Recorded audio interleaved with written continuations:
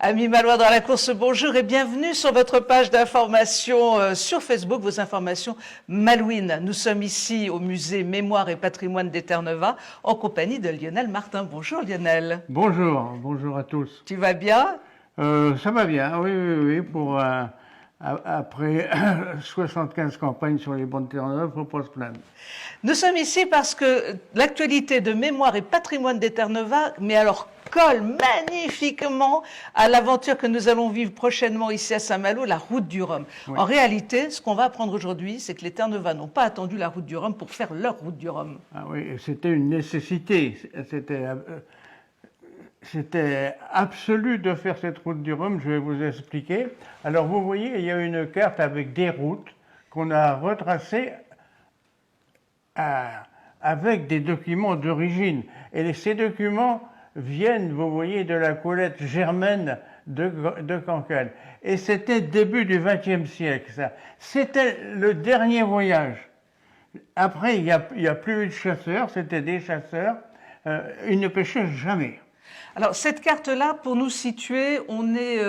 Alors là, on est ici, nous. Hein, à Saint-Malo, voilà. À Saint-Malo. Et puis Cancale également, puisque ça se touche, hein, n'est-ce pas? De l'autre côté, on a Terre-Neuve. Alors, de l'autre côté, ici, on a Saint-Pierre-et-Miquelon, le point d'atterrissage. Hein. Et alors, comme c'était à la voile, eh bien, vous voyez, quelquefois, ils mettaient 3 semaines. Et puis alors, ce qui était intéressant de voir, c'est qu'ils ne partaient pas au beau temps, hein. Ils partaient au mois de février, certains, en pleine tempête. Hein. Et ils réussissaient à traverser. Parfois, il y en a qui faisaient le trou, qui perdaient des hommes, etc. Mais comme je dis, c'était une nécessité. Alors pourquoi? Parce qu'ils ne partaient jamais à vide. Hein.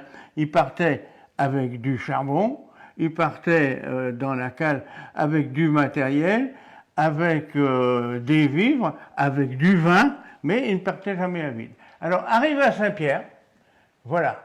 Et alors, à Saint-Pierre, c'est là qu'on va voir cette fameuse course du Rhum. Alors, on est en quelle année, là début du XXe siècle, c'était le dernier, 1909, exactement. C'était la dernière campagne et il n'y a pas eu de bateau à faire ça après. Hein. Alors, route vers les Antilles, mais qu'est-ce qui transportait depuis Saint-Pierre? De la morue, bien sûr, mais surtout des acras.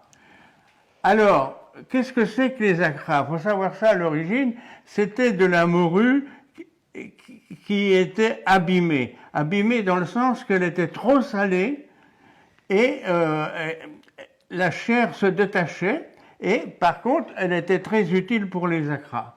Et donc, ils partaient avec 80-100 tonnes de morue vers les Antilles. Et alors, arrivé aux Antilles, eh bien, ils ne repartaient pas à vide. Et les Antilles, c'est bien Pointe-à-Pitre. Hein, c'est Pointe-à-Pitre. C'est Pointe-à-Pitre, oui. C'est la même route, hein, pratiquement. Ah, c'est la même route. Alors, il y avait un problème ici, à Pointe-à-Pitre. Ils chargeaient en huile, parce que Saint-Pierre, il n'y avait pas de production d'huile. Ils partaient avec des vivres frais, hein, et ensuite, ils partaient avec du rhum. Alors le rhum, il faut savoir que c'était une nécessité parce que en pêche à Saint-Pierre, tenez-vous bien, il y avait 10 000, 12 000 hommes. C'était pas rien. Et chaque homme avait, dans ce petit récipient qu'on appelait un bougeron, 7 centilitres d'alcool. 7 centilitres 5. C'est vraiment tout petit, hein? Oui, c'était. Alors, pour 10 hommes, c'était donc 0,75 litre. Mais quand on fait le calcul pour 20 hommes, eh bien, c'était des dizaines et des dizaines de barriques par jour. Par jour. Alors, il emplissait principalement la cale de rhum, les barriques de 150 litres, et il n'y avait pas que ça, parce qu'il leur fallait du sel pour transporter à Saint-Pierre aussi. Mais aux Antilles, il n'y avait pas de sel. Alors, ils faisaient route aux îles turques, des îles hollandaises, et là, ils repartaient avec le chargement plein, comme je l'ai dit tout à l'heure, du sucre, de l'huile, de l'alcool, et tenez-vous bien, même des souvenirs, des coquillages, parce qu'à Saint-Pierre, il n'y a pas de coquillages. Alors, et les gars, quand ils faisaient escale, pour ramener quelque chose de chez eux, ils il achetait un petit coquillage.